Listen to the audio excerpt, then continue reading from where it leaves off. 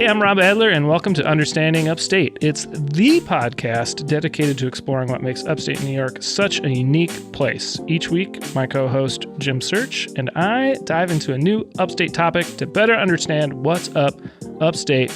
And today we've got a big one. We're talking Buffalo Bills.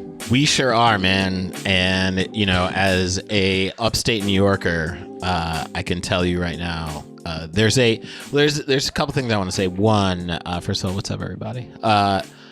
Wait, who are you saying hi to? Because usually this is an audio medium, but today... Oh, man. We are saying that to the viewers of the show because we are coming to you from... We didn't come up with a name for the studio. Oh, no, that's true. You're the comedian. Oh. You're hanging me out here.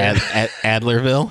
Yeah, sure. I like it. Adlerville. Electric Adlerville Studios. Ooh, yeah, that works. Shout out to Jimi Hendrix. Rest in peace. Yeah. This won't be like a super regular thing. It'll be like a special thing. Yeah. This episode and next episode, you can find us on YouTube. On the tube.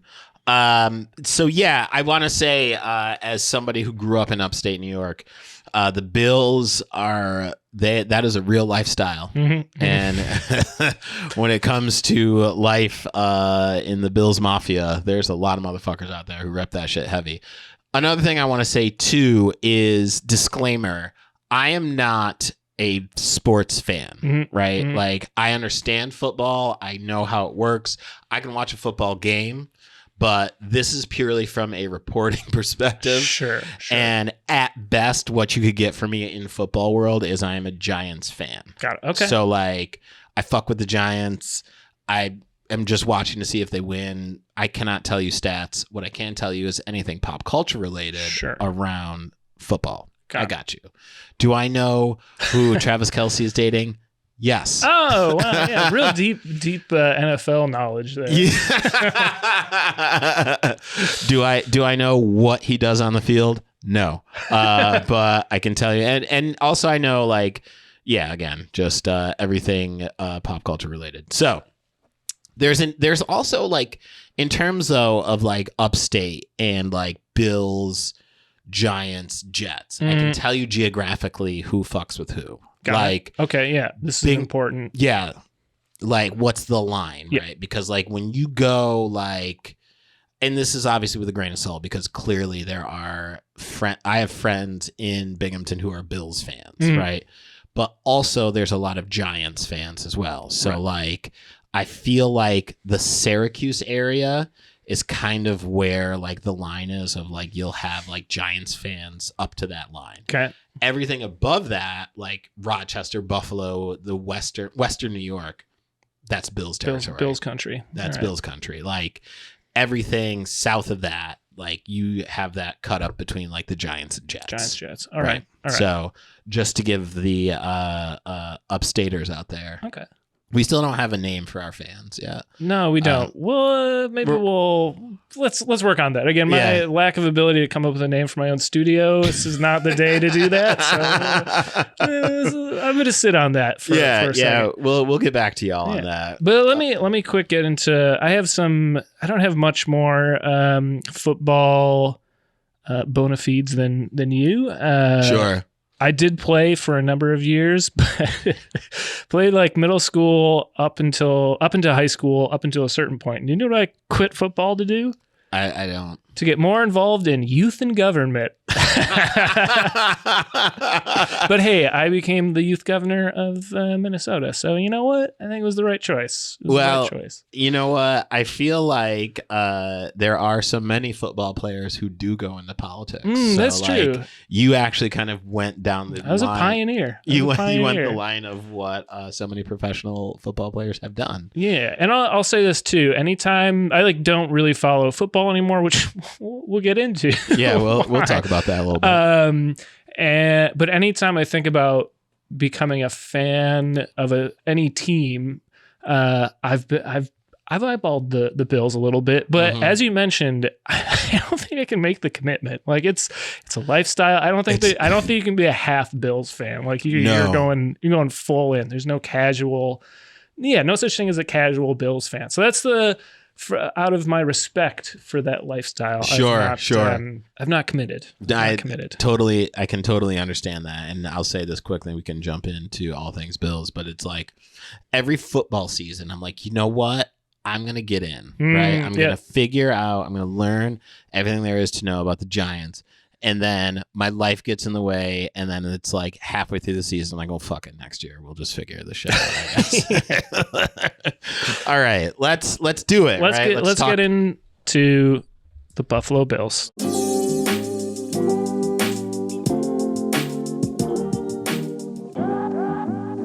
Let's talk the Bills. So again, we are coming at this from a lens of reporting stats and reporting who the Bills are. Now, as you know, some of y'all, the Bills are based out of Buffalo, New York, established in 1960 as part of the American Football League, the AFL, if you will.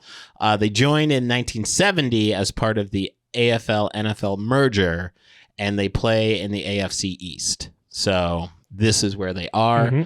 They play in Highmark Stadium in Orchard Park, New York. Now, quick note, I went to school right outside of Buffalo, Niagara University, and I can tell you Sundays, that place goes fucking nuts, right? That place is a wild environment. Sure.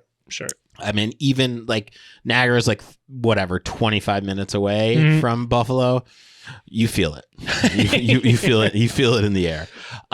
What I can say, though, in solidarity, as much as I am a Giants fan, what I got a lot of respect for is that the Bills are the only team in New York to play in New York. Yes. Right? Yes. So the Orchard Park is, in fact, in New York State, whereas the Giants and Jets play in Meadowlands in New Jersey. Yeah. So have you been through the Meadowlands? I've driven through there. Yeah. I've driven through there. Look, if you're not going to the stadium and you're getting out of your car in the Meadowlands, you might be in trouble. You know what I mean? Yeah. Fair assessment. So, as I was saying before, very big deal in Western New York. Like there is I would argue, again, I don't have the stats for it, but there is a full economy based around the life and times of the Bills. Sure. Like Wegmans, as we've talked about, their sales are going through the roof on a Sunday. Super Bowl, God, Lord willing for my friends in upstate New York, that should they in fact get back to the Super Bowl again, you're going to see Danny Wegman stack some money. The Wegman family will do well again. So on to the world of the Bills. They won consecutive AFL championships in 64 and 65, hit the skids in the 70s, and then they made the postseason in the late 80s and 90s. They went to the Super Bowl from 90 to 93 and lost every single time. Yeah, that sounds familiar. Yeah, well, I was I feel like you texted me a screenshot of this, but along with the Minnesota Vikings, their 4 Super Bowl appearances are among the NFL franchises that have not won the Super Bowl. Yeah, the second I was reading through just the Bills Wikipedia, and I saw that sentence and I immediately knew why I always liked the Bills. And again, this is I'm not much of a fan of any Minnesota teams anymore because, man, the 2000s was not a good run for any Minnesota team. Jim, we had Randy Moss, we had Kevin Garnett, I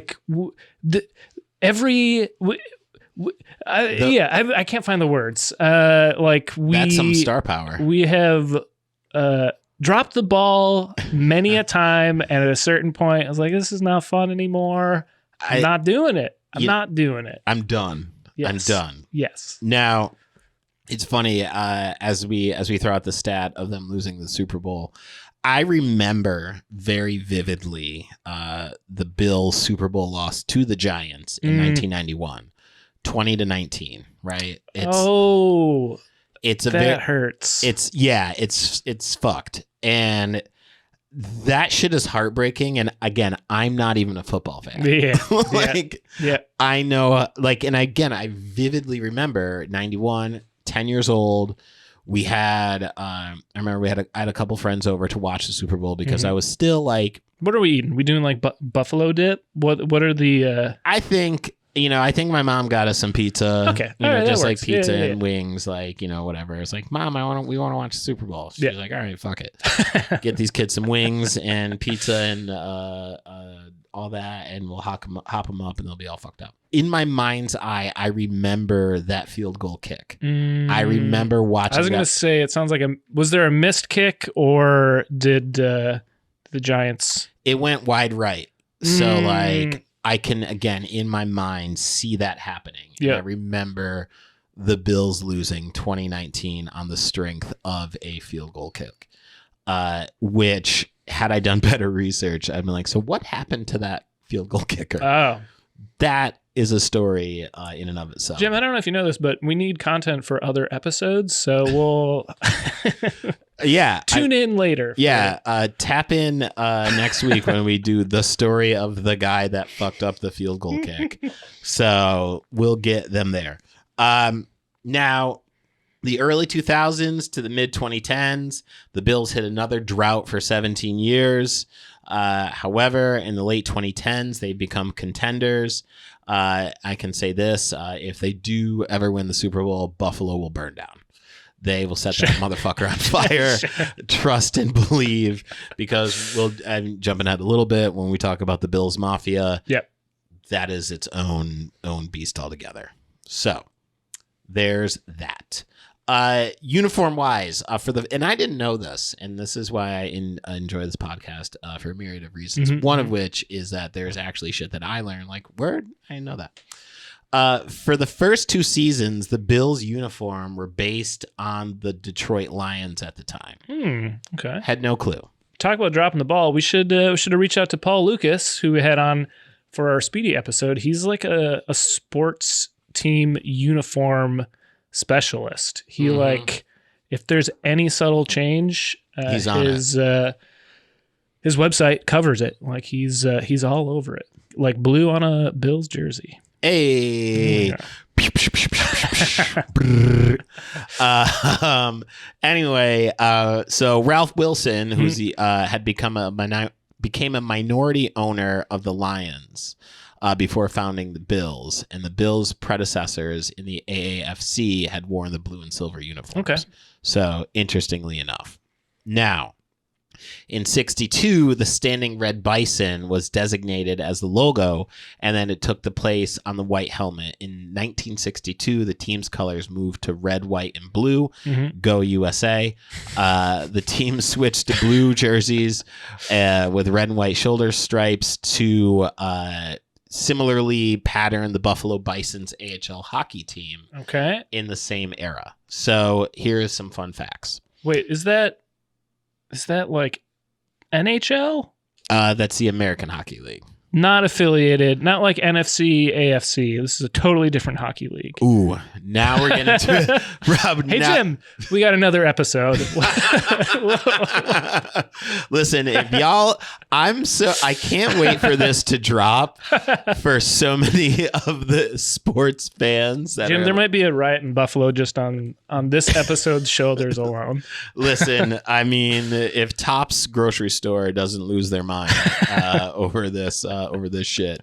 What I can say though is as we jump ahead in the history of the uniform, in 1984, the helmet's shell color went from white to red, primarily to help Bills quarterback Joe Ferguson distinguish them from the 3 rivals at the time. Got it. Yep. The Baltimore Colts, the Miami Dolphins, and the New England Patriots, who all wore white helmets at that point. I did not know the Colts were in Baltimore.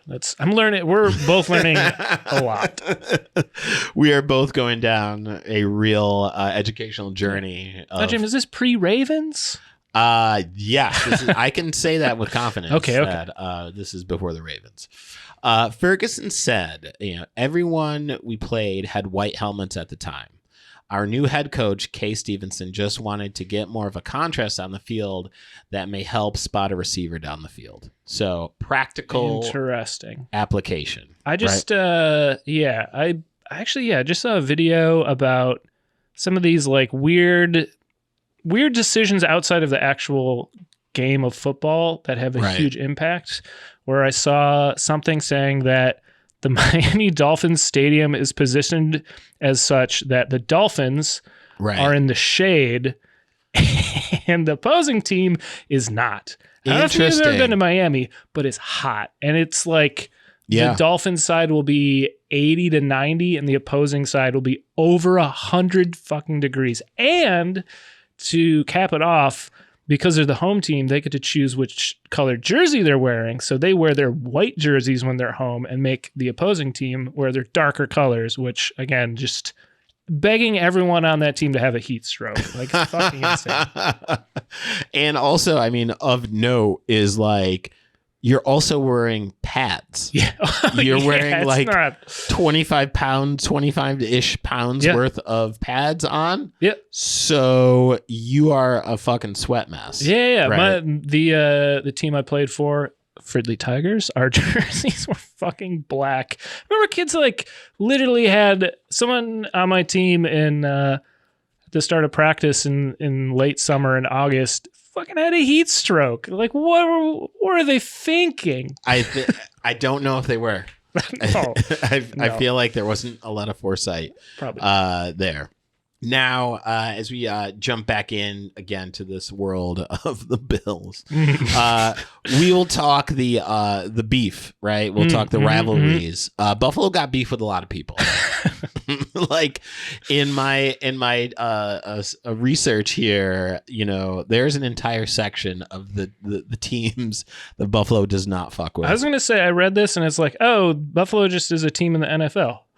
It's just just off the rip, it sounds like, wow, you guys are like angsty teenage girls who hate everyone. Yes. If I didn't know any better. Not to say that they are teenage girls. You get it. You get the analogy. No, Jim, go explain it further, please. Yeah, you want to jump in there? I'm sure you would, Rob. Now, the Bills have rivalries with the three AFC East opponents, Miami Dolphins, Patriots, and the Jets, and have also had historical rivalries with other teams such as the Baltimore/Indianapolis Colts, a former division rival, Kansas City Chiefs, Houston Oilers, Tennessee Titans, soon later on, Jacksonville Jaguars, and the Dallas Cowboys. Wow.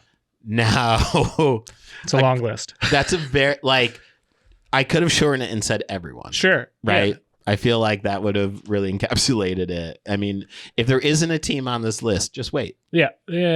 Give it time. You'll do something. I feel like I've met someone like this in my life of just like, wow, I'm not on the list yet. Give it time. Yeah. I'll get there. You just haven't gotten to me yet. Now, this is so funny. The notable players of the Buffalo Bills. If you remember at the top of this, Rob, I talked a little bit about pop culture reference. Oh, sure. Yeah. There's no famous players from the Bills. Oh, there is. I mean, famous is an interesting word you use there. I could have thrown the prefix in front of that, but yeah, sure. Let's just say that I would even argue that there's a very recognizable former player on the Bills. Most famous for being in the Naked Gun series of films. I think so. That's it. Did some Hertz commercials, some color commentary as well. Sure. Nothing else. Yeah. Nothing else. No. So we will, though, talk about the three retired Bills jerseys and jersey numbers. Number 12, Jim Kelly, who I know because, again, mega famous, like in the world of football, I know, right? Got it. So I know what era. So this was like, I want to say 80s. Okay. Like, so when I was like a kid and like a sports nut. Got it. As I say, I don't know this name, so I was assuming it's pre my existence. I was going to say, this might have been for your time. Yeah. Number 34, Thurman Thomas, another name, running back. Fact check me if you will. And then 78 for Bruce Smith. Now, there is another player whose jersey did not quite get retired. Sure.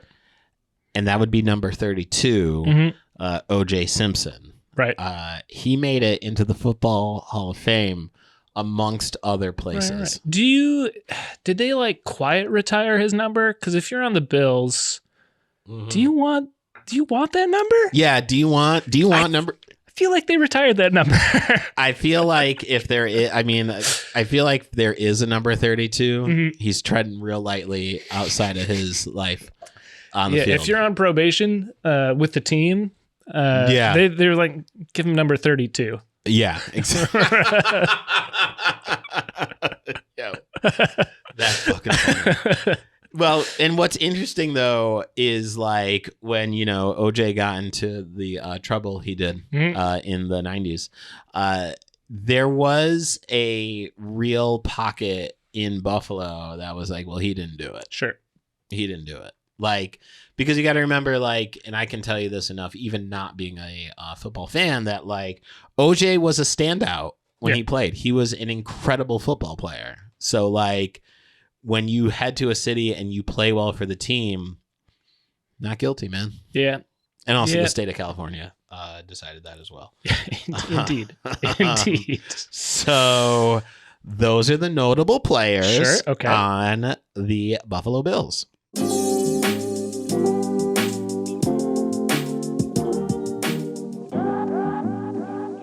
Now, you're in upstate New York. And you're like, man, where do I hear or watch the Buffalo Bills? Well, I can tell you. The Buffalo Bills radio network is flagshipped at WGR AM 550 in Buffalo with sister stations WWKB AM 1520, simulcasting all the home games. Okay. The WIVB TV serves the flagship station of the network, which includes Erie, Rochester, Syracuse, Utica, Elmira, and Binghamton. There are sister networks that cover all of those. Right. So essentially, you can close your eyes and throw a stone, and you will find a TV that has the Bills. That stone will land on a number on the remote, and that channel will have the Bills. That's the analogy you're going for. Yes. That's where I want to go with this. So let's just say that the Bills are very represented on television. Got it. Okay. Now, mascots and cheerleaders. Okay. We'll talk a little bit about that. Mm-hmm. The Bills' official mascot is Billy Buffalo, which applaud the alliteration. Yeah, very necessary. Yeah, you don't want to have like Jack Buffalo. We're not doing JB. That's not. We're not here for that. No, absolutely not. Now, Billy Buffalo is an 8-foot tall anthropomorphic blue American bison who wears the jersey number BB. Mm-hmm. So if you see him walking down the street, you know who he is. Now, when it comes to cheerleaders, the Bills don't have cheerleaders as of right now. Mm-hmm. However, the Bills were operating a cheerleading squad named the Buffalo Jills from 67 to 85. I feel like... Just hold on one second. Jump in. Jim, they didn't call it the Buffalo Gals? What the fuck are they doing? Such a missed opportunity. Yeah, you know what? I mean... but could come back. Okay. Right? Okay. You know what? When we do our trip upstate, we'll swing through Buffalo. I'm going to pitch that to them and see, run it up the flagpole. See what they head think. right over to Orchard Park and go, hey, listen, guys, got an idea of who I am. Don't worry about that. What's more important is the idea that I have. Yeah. Now, so the Buffalo Jills, 67 to 85, and then from 86 to 2013, the Jills operated as an independent organization sponsored by various companies. So they were a separate entity from the Bills. So the Jills suspended operations prior to 2014 season due to legal actions. And this is where things get a little hot. So the Bills and the Jills were previously involved in a legal battle in which the Jills alleged they were employees, not independent contractors, and sought back pay. So pay up. Yep. Now, on March 3rd, 2022, a settlement was reached where the Bills agreed to pay the Jills $3.5 million, while Cumulus Media paid $4 million in stock options of the company while admitting no wrongdoing. They got stock options out of this? They did. They did. Cool. Wow. All right. Which, I mean, I'll run that one more time. $4 million in stock options of the company while admitting no wrongdoing. That part's fucked up. Well, you can say you didn't do anything, right. But my brothers in Christ, you know who pays money? People who do something wrong. Because if you didn't, why would you pay? Yeah. Anywho, the Bills have several theme songs associated with them, right? The most popular is a variation of the Isley Brothers hit Shout. That is one of their joints. It can be heard at every Bills home game following a field goal or touchdown, or at the end of the game when the Bills win. Now, the Bills' unofficial fight song, Go Bills, was penned by Bills head coach Marv Levy in the mid-90s on a friendly wager with his players that he will write the song if the team won a particular game. Fun fact. All right. Right? Do you think he wrote the melody too? Like lyrics and melody by Marv? I think I feel like they contacted like Kenny G or somebody. Sure. I mean? They maybe got it. Hey, Kenny G, I spilled water on him as a child. You did? Fact. Yeah, on his leather jacket, and he was very nice about it. Oh, good. Yeah. I mean, it wasn't on purpose, though. You didn't take no beef to him. No, it's true. All right, good. Important, because the Mafia may have come after you. That's true. But not like the Bills Mafia, who we're talking about right now. Oh, my God. Listen, when it comes to segues, guys, they don't call me Jim Jam for nothing. So the Bills backers, which, I'll be honest, guys, the Bills backers. It's got that alliteration. How many words start with the letter B, Jim? I mean, come on. There's a few. I mean, how much time do you have, Rob? I can tell you a few. They are the official fan organization of the Buffalo Bills. It has over 200 chapters, which is wild, across North America, Europe, and Oceania. Oh, wow. Oceania, too. Yeah. Cool. Which, wow. Who knew? Now, again, as we had referenced this organization quite a bit throughout the show, sure. But also notable is the Bills Mafia, which organized via Twitter at the beginning of 2010. Well, this is a different organization. I thought Bills backers was also the Mafia, but this is a splinter cell. Got it. This was a different organization. Got it. Okay. So 2010 by Del Reed, Leslie Weil, and Brian Harris. The phrase Bills Mafia had by 2017 grown to unofficially represent the broad community surrounding and encompassing the team as a whole, and players who join the Bills, often speaking of joining the Bills Mafia. Now, outsiders often treat the Bills fan base in derogatory terms, especially since the 2010s. Sure. In part because of the negative press coverage of select fans' wilder antics. What? I, for one, am shocked. As someone who has lived around the Buffalo area, this is shocking to me. However, in a turn of fate, in 2020, the Bills filed a trademark for the Bills Mafia name. So they're come full circle. All right. Now we're in, right? Now, the Bills fans are particularly well known for wearing their Zubaz zebra-printed sportswear. Like in the year 2023, they're rocking Zubas? Yeah. Wow. Those are people... they're fans after my own heart. Yeah. Let's just say not afraid of color and design. So much is the association between Bills and its Zubaz. Zubas. But I say words weird because I'm from Minnesota. So it may be Zubaz, Zuba. I don't know. Well, we're gonna go Zubaz. Zubaz. That when a rival of the company opened their first brick and mortar storefront, it chose Western New York as its first location. Wow. Interesting. Now, the wing hat, as in like a chicken wing, not like a bird feather. Sure. A hat shaped like a spicy chicken wing, much in the same style of the Green Bay Packer cheese head. Right? Familiar, unfortunately. Yeah, you know of what I speak. can be frequently seen atop Bills fans' heads. What's the orientation of the wing? I feel like bone out front, bone out back, so like straight up like a chef hat. Like I feel like it might be a flat that goes kind of like this way. Okay, like, got it. Kind of, I guess, horizontally. If Okay. I had to guess, yeah, off the top of my head.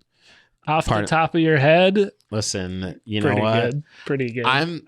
The pun game is so strong. I don't even know when they're going to show up. I was going to say that one was, you snuck that one in there. Listen, it was good. It was good. When the wings fly, they fly. They can again be often seen on top of Bills fans' heads, having originated as promotional merchandise by the Anchor Bar. So, which home of the chicken wing. Now, Bill's fandom of the water buffalo hat resembles the headgear of fictional Loyal Order of the Water Buffaloes, as seen in the Flintstones. Right? Yeah. Okay. So, and this is what I would know the Bills Mafia for, right? Bills Mafia members are also well known for jumping off of elevated surfaces, often cars and RVs, into folding tables in the style of professional wrestlers during the pregame tailgate. I was going to say, what I know of Bills fans is from footage from tailgating, and it seems like a very relaxed, calm, a lovely afternoon. A chill environment, some Chardonnay in a glass. You know what I mean? Just patiently waiting for the game to start. Quiet chatter. Sure. You know what I mean? Yeah. Maybe some cheese and crackers. Nothing too heavy before we head into the stadium. Right? Now, despite that level of chaos, right? I think it's important to note that the Bills fans are often noted in frequent support of charitable causes. Okay. There's like some real, like, honestly philanthropic shit that happens, and I'm kind of blown away. So after the Bills received help in breaking their 17-year playoff drought on a last-minute Cincinnati Bengals victory, the Bills fans crowdfunded charities of Bengals players like Andy Dalton and Tyler Boyd with hundreds and thousands of dollars as a gesture of thanks. Wow. That's fucking wild, man. Like, there's even more. Let's go further. Also, in 2020, following a November 8th upset over the Seattle Seahawks, led by one of the best career performances of quarterback Josh Allen, news emerged that Allen had elected to take to the field after having been given the option to sit out of the contest, having received news of his grandmother's death. The fans then supported their team by donating $700,000 to the Oshii Children's Hospital, an organization that Allen had supported throughout his time in Buffalo. So, like, okay, yeah, there's a lot of shit that these Bills fans fuck with, sure, on a good-hearted place, and then we'll jump through a table afterwards. Right. So, as one is wont to do, right? So, in popular culture, now, Rob, we talked a little bit before about how you had a career in football and then went into politics. Sure. Yes. Right? Yes. Well, not to be outshined, several former Buffalo Bills players earned names in politics in the late 20th century after their careers had ended. So much similar to you. Nearly all of them, though, however, joining the Republican Party. So there's that. All right. Sure. You'll have that from time to time. The most famous of these quarterbacks was Jack Kemp, who was elected to the U.S. House of Representatives for Western New York in 1971, and then went on to be the Republican Party nominee for vice president under Bob Dole in 1996. So that's why I don't know who he is. I think that's the only reason, right? I can't foresee anything else as to why that might possibly be.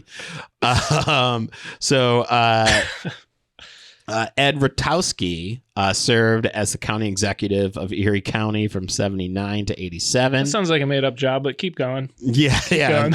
Sounds like the comptroller. Did I say that right? Yeah. I feel like everyone talks about it, but what happens, right? So, former tight end Jay Remersa. Boy, these names. Defensive tackle Fred Smirlis. Again, I feel like that's just a name you put down when you don't want people to see who you are. Sure. A defensive end, Phil Hansen, all ran for Congress, though all three either lost or withdrew from the prospective races. There has been talk of Jim Kelly and running back Thurman Thomas running for office, although they have declined to comment as to whether that's going to happen. So they're definitely running. Yeah, so totally want in on that. Sure. The Rock also recently declined, I believe, to run for office. To confirm or deny whether he is. So. He's going to do it. He also played football as well. He played. Did he play college? He played college. That's he right. played That's for right. the Miami Hurricanes, I believe. So yeah, I feel like thanks for bringing it back to making it my side comment somewhat relevant. Listen, you know what? You're a good co-host. Well, come on. I can only shine as bright as the person who's next to me. Sure. And the lights in Adlerville Studios. Oh my god! Pew, pew, pew, pew. So that is it. That's what I have for the Buffalo Bills. My upstate. I would say cousins in terms of like familial relation. Sure. Because like I'll say this, and this is how much I'm invested in football. Is like. I fuck with the Giants, but like if the Bills were to make it, I wouldn't be mad at it. Yeah. Right? Yeah. Because it's like, all right, we're upstate. Yeah. So let's go. Let's get it going. And that's what I got, man. All right. No, I think we covered it. If you don't think we covered it, you can email us at understandingupstate@gmail.com and let us know why you think we did a terrible job covering the Bills. I look forward to reading at least one of those emails. I'm sure, right? I'm imagining there's going to be one that said, "Man, succinct coverage." There we go. You know what? Y'all really nailed it. You took the story of the Bills and really got into the granular aspects of the team and the franchise, and no notes. Perfect. No further. 10 out of 10. Perfect. Can't imagine it going worse than that. Well, Jim, I got some notes on a new topic for a new segment that I'm going to call regional beef. Should we check it out? Let's go. Let's get into it, man.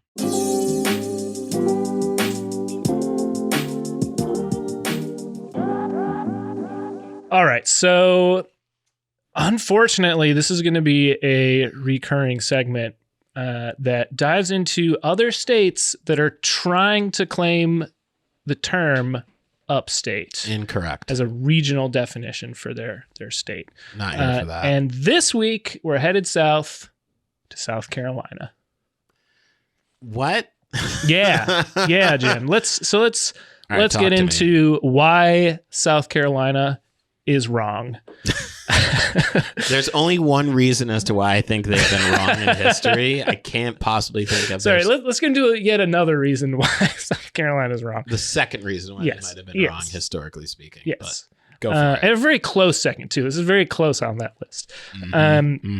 So we're in South Carolina, and they feel like they have a region called upstate, and it's a newer adoption of that term. It's a newer stealing of that term. Appropriation? Appropriation of that term, I should more correctly say. We're looking at the northwestern chunk of the state, right? Okay.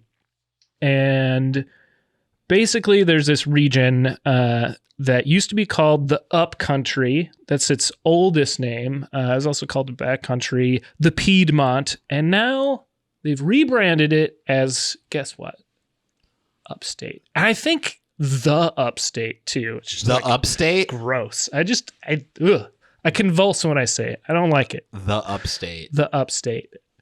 Correct me if I'm wrong, but I believe it is the Upstate.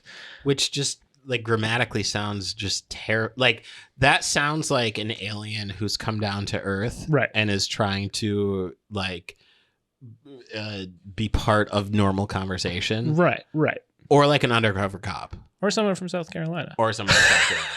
Not that anyone from South Carolina is an undercover cop or an alien. Sure. But you guys see where we're going. But I think they do that because it used to be called the Upcountry, and if you just say Upcountry, that feels weirder than saying the up. Like I'm going to the Upcountry, right? So they've continued to use the. That's a stupid sentence. They've continued to use the. But you guys know what I mean. You know what it is, right? I got more. There's more? Oh, wait, there's more. So what states out, man? Again, this is a kind of a loosely defined area, but again, it's the northwestern chunk. It includes about 10 counties of commerce-rich I-85 corridor. This is all from Wikipedia. These are not my words. And again, starting in the 1700s, this was called the Upcountry. Kind of prior to the Revolutionary War, it was the Backcountry. And that the Upcountry term matched a different region called the Low Country, right? So it was like, and it like literally has to do with like highlands versus lowlands. Guess how recently they started using the term upstate? I want to say 2017. Not that recent, but it's the 60s. The 60s and the 70s. Okay. They tried to rebrand it. At that point, it was known as Piedmont. Piedmont. Yeah. And yeah, just like literally just a rebrand of the region, right? Right. And just to like get more interest in the area. It was all just developers, just like, we should call this the Upstate. Which like I would have to think, had you not done any research as to whether there was any other name, or there was any other location in this country that possibly would have such a name, right? Like that's insane to me. No, it's wrong. It's wrong, Jim. And also it's wrong. Fundamentally wrong. There's only one upstate, and it's in New York. That's right, man. Right above the Metro North. And to add insult to injury, Jim, their university, which used to be called the University of South Carolina, Spartanburg, is now called, guess what? Upstate University? USC Upstate. Get Jim, the fuck there's already an Upstate University, and it's been... podcast. Yes. It's in upstate New York. It's SUNY Upstate. It's a medical college. It's been called that. USC Upstate, I believe, was founded in 1967. Sure. Newer institution.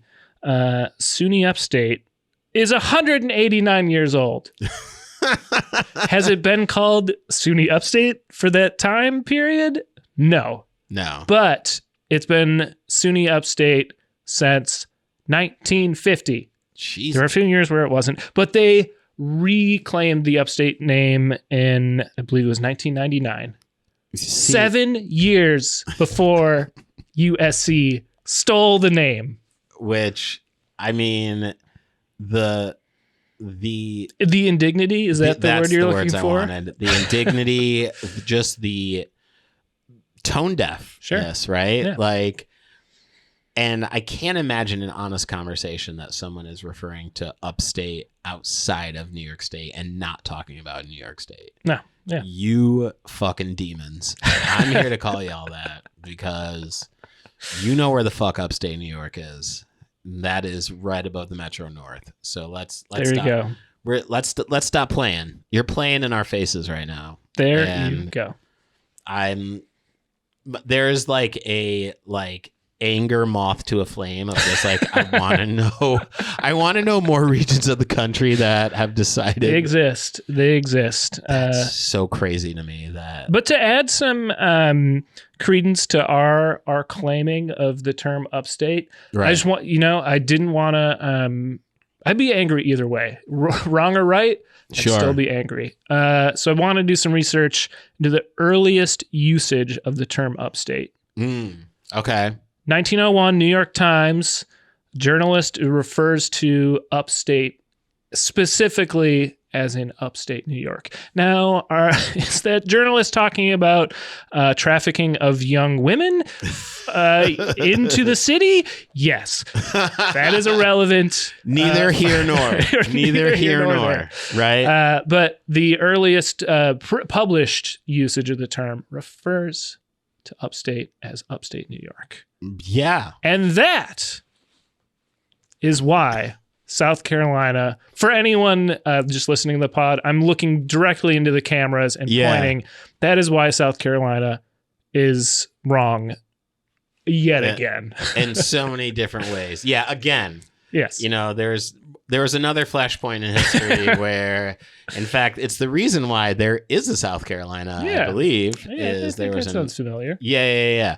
So that I think they were definitely wrong about. And then there's this idea that perhaps we should call a section of our state upstate. And that, my gentle friends below the Mason-Dixon, is not how we're going to do that.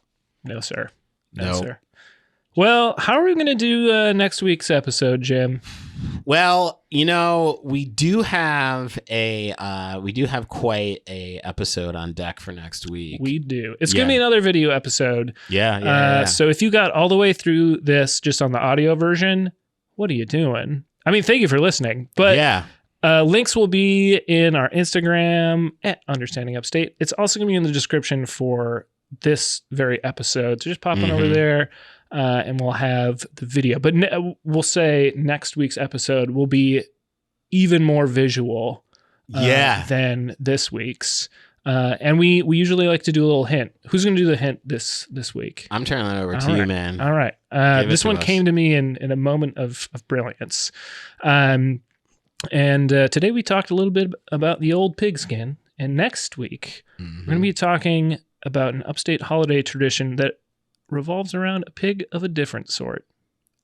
Hey. There we go. And while everyone's puzzling out just what that pig could be, is there anything they can listen to in the meantime? Well, funny you ask. I would say if you were waiting for this or waiting for our next episode, you could go buy Upstate Understandings. It is my comedy album. It is available at jimsearch.bandcamp. Is it in fact in the background of one of these camera shots? Boom! It is right there, is. baby. That is it. For those listening, we have the album cover that I'm pointing at right now, which is the corner of Murray and Seminary where I grew up. Shout out to Adam Russell for designing that album cover, and shout out to Rob Adler here for putting that album all together, baby. Now, go buy it. It's worth it. I promise you that. Shout out to everybody who has already bought it. You can be one of those people when you do it. If you buy one, you can buy another one. So go ahead and run that up. It's the holiday season. It makes for a perfect gift. You know, you also have a bunch of t-shirts. There's so much shit you can get at jimsearch.bandcamp.com. And there's no better way to spend your money. Although now that I think about it, there might be. And Rob, is there another way? I would not even say better. I was just going to say definitely not a better way, but like a parallel. I was going to say equally. A complimentary way. Yes, a complimentary way to spend money this holiday season because their ears are like, man, I've laughed so hard. I just need to vibe out. Is there anything you could listen to just chill? Yeah, you can listen to recordings of the Buffalo Mafia pregame tailgates. That, again, like I said, very, very chill time. But if you don't want to do that, you can check out my album. I almost forgot the name of it. New York Sticky. It's available at brokenfrequency.bandcamp.com. Links, again, are in the show notes, in the description. Check it out. So, like Jim said, it's a pretty chill time. It's a chill hang. It's, you know what? It's great background music. I'll say it. There's nothing wrong with background music. It's good disco, boogie, funk-inspired tracks. Listen, I've told you this, and I'm going to tell you all this as well. I bought a copy of the album, and I listened to it while sitting on the beach. Great beach music, too. Yeah. Or, hey, if this is a winter episode, if you're shoveling, it's going to get you through some snow. Yeah, you're gonna feel good about it, man. Yeah. So There it is, and there you have it, man. There you go. You know what I don't feel good about? What's that? The way I figured out how to close out today's episode, because it's embarrassing. Okay. But I'm going to commit to it, and I'm going to do it. Stick the landing. And I hope it works. Are you ready? Let's go. All right. Here we go. I'm shaking it out here for anyone just on audio. Yeah. Blue 42. Blue 42. Up, up, up. That's it. That's all I got. Jesus Christ, man. Listen, you know, you committed to that. I did. You really fucking did. I sure did. I give you a lot of credit for that. Oh, thank you. That was great. All right. With that, before that, you should rate, review the show. Yeah. I just got so excited. Yeah. I got so excited. Rate and review the show. Drop us a review on Apple Podcasts. And if you give us 5 stars and that review, you can also throw in some suggestions for things from upstate, people, places, things that you want us to cover on the show. And we'll definitely take it under consideration. With that, should we get out of here? I think so. I think we should bounce. Hey, go Bills. Go Buildies.